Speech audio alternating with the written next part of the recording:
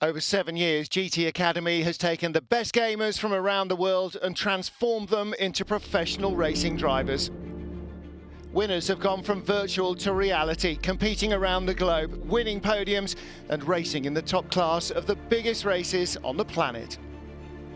The racing experiment has gone on to be the most innovative driver development program in the world and has embraced gamers from over 30 countries, producing more winners than ever. But there have been errors, crashes and failures. For every podium, there have been retirements. Not every winner of GT Academy has made the grade. This year, to make sure they succeed, we will follow the team as GT Academy goes back to basics.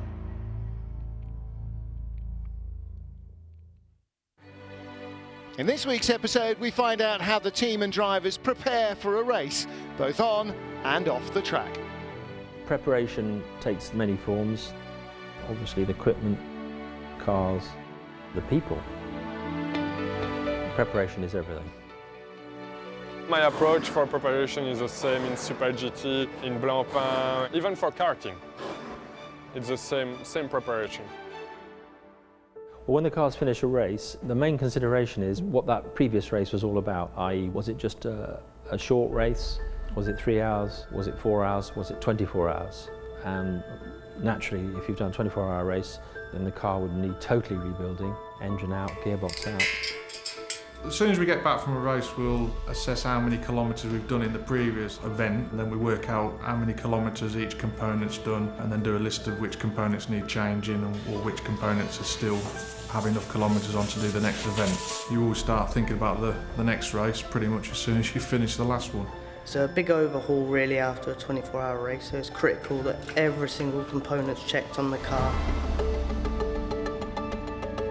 We don't go quite back to a bare shell, but we will go quite deep into the car, checking the wiring loom, the uprights, the suspension, everything gets checked. Depending on how many kilometres the engine and gearbox have done, if they've still got life, they'll stay in, but if they haven't, they'll come out. It's really important that we don't miss anything and we ensure the car's to its best ability. We build them ready to race when they go on the lorries. When we get to the circuit, we just check our base settings that we've already got from the factory and from our previous setup. The cars are ready to race when we turn up. When they come out of those trucks, you could fire them up and go. We never seem to. During the rebuild process, the team can use data to set the cars up ready for the next track. Well, data is one of the most important tools you have to improve the car and to improve your driving, of course. The data that we use is not necessarily from last year's race. It could be from the last time we were there, because we've been there doing other things. But the car is geared to recording data. All the damper movements are recorded and so on, steering angles. So we try and see where that setup is compared to a good time and try and replicate that. You use data all the time, and it's only by analyzing the way you drive that you improve, so super important.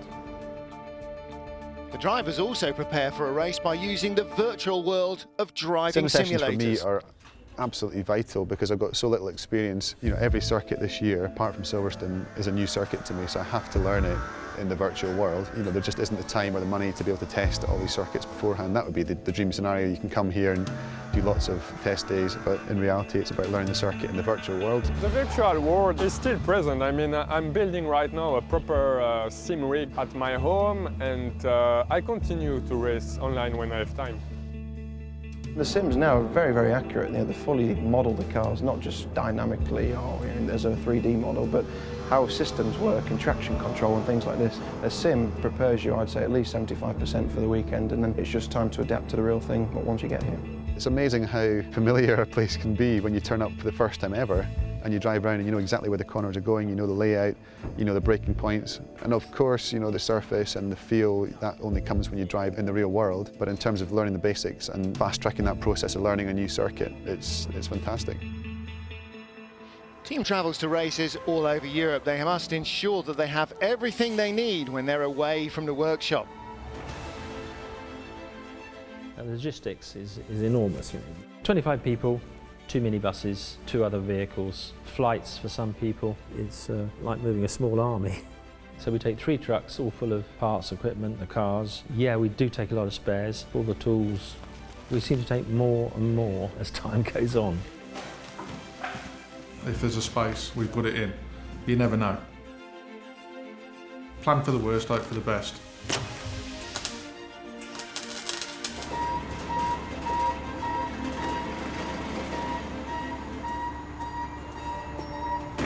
The hardest thing is making sure the cars are safely strapped in. If the car isn't tied in properly, it's a big problem because obviously they travel a long way. So if they're not strapped in properly or one does come loose, yeah, it's a disaster really, because the front end of the car gets smashed, the back end of the car will get smashed, and yeah, it causes a big mess for us. Well, you always worry you've forgotten something, but there's always last-minute things to go in. One of those opportunities to get really tidy. Normally the factory's empty when we leave. Literally we take everything with us from our tool stations, our workbenches, toolboxes, pit stop rigs, everything goes with us. After journeying to the racetrack, the team prepare for one of the most important moments during the race weekend. It's crucial that we practice our pit stops just to make sure we don't have any mistakes, we clean up any bad habits we got, and make sure we go into the weekend fresh really. The pit stop is crucial to train. We train two things. We train the driver change and the tire change. Pit stops are a big part of a race results. It's not easy to go 1 second quicker on the track, but you can easily lose 5 seconds in the pits. Basically, you've got one guy with the gun, another guy carrying the wheels, and they do it all. No one else is allowed over the line. Chap who stops the car, what we call the car captain, he can watch what's going on, he can glance at the brakes and things to see how wear is, but he mustn't touch the car. All that takes place only after the car has been refueled. Yeah, it's not easy. You can win and lose a race in the pit stop, so just massive pressure, and the more you practice, it just becomes natural, so it's just always important to make sure we're ready for it, really. During the race weekend, the drivers have the opportunity to see the track up close before they even get to drive it.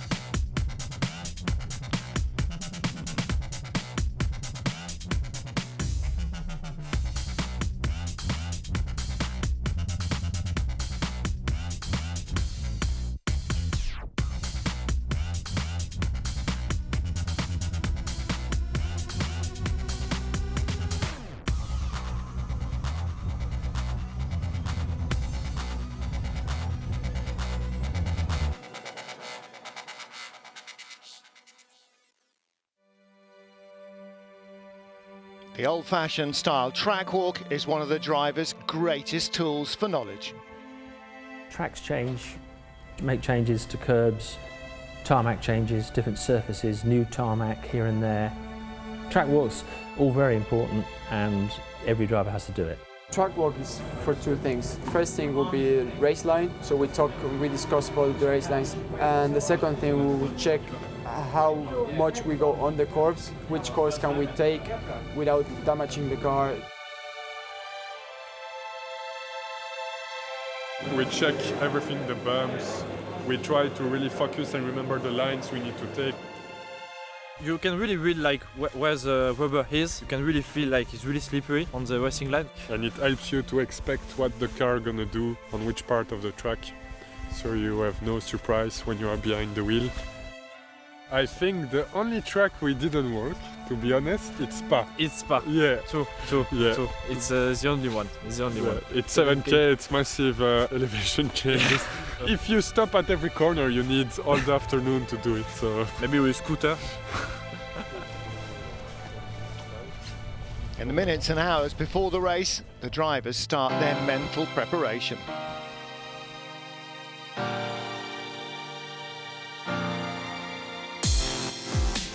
Before a race, I just try and visualise the perfect lap and go into a little quiet place, sit down and then run through in my mind, because I suppose because I'm still so new to it that it's not second nature, and therefore I have to remind myself the very basics and keep it simple and just try and try and string together the perfect lap in my head and know where I need to be in the track and how I need to make the car behave to get the best out of it. I like to get to the car quite early so I can sit in the car while I'm being pushed down to the holding area and just think about what I'm going to do at the start of the race or qualifying, or just rehearse laps in my head. Before a race, you get that feeling of adrenaline, the excitement, the heightened focus and attention that you require to perform at the highest level, and you need to have that. You know, if you didn't have those butterflies in your stomach and that little bit of adrenaline, I don't think you would be able to go quickly in the car. You need to have that to help you. I think to control nerves, you always have to believe why you're here and why you're competing in this championship. For me, I just think of my targets, my goals. I set myself realistic goals, and that settles me down. I do get nerves sometimes, but if you're nervous before a race, you're nervous because you haven't prepared well enough. With the team and driver fully prepared, join us next week when we find out if the prep pays off as we follow the team to the title decider at the Nürburgring.